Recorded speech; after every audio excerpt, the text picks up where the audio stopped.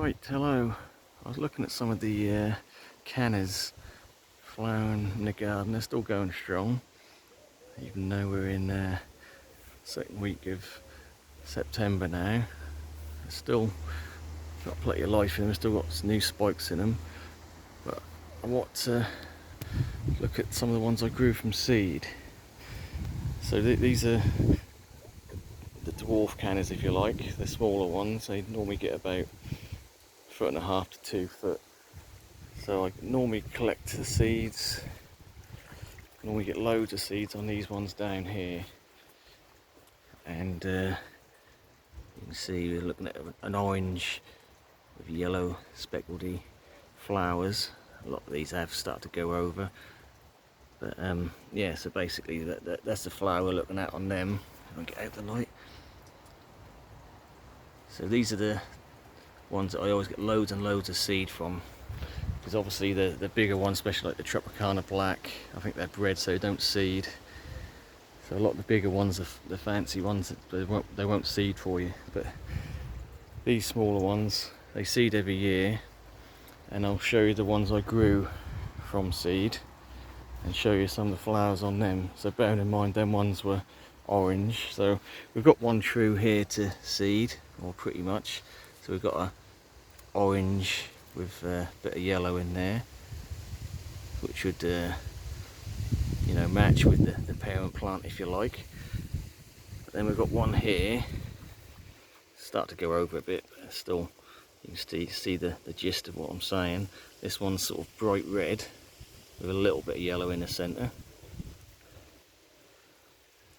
Then we've got one here which is pretty much totally yellow with some orange flecks in it, which is quite nice. I like that one.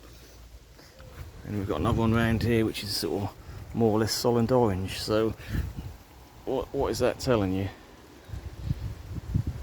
Obviously we're getting some hybridization with some other cannas. So when you pick seeds from a canna, the chances are if you've got other cannas about, that's not going to be true to the colour you thought you're going to get. So again, the parent plants and these seeds were orange with a little bit of yellow centre, pretty much like this.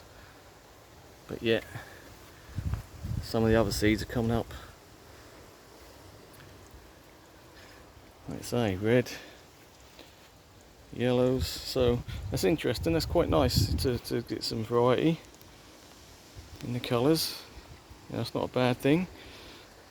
Quite like it. So I mean, obviously if you want a formal look and you want a colour coordination, it's not a good way to collect seeds and grow them from seed. But if you want some random, you know, more natural looking, just random colours, why not?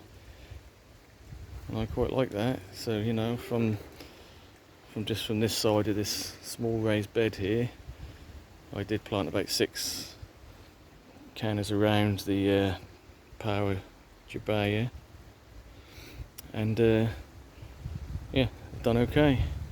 In fact, the leaves have even got a little bit of outline to them, so that even the leaves are different. Some of it's pure green, some have got an outline of sort of red to them. Again, these ones pure green.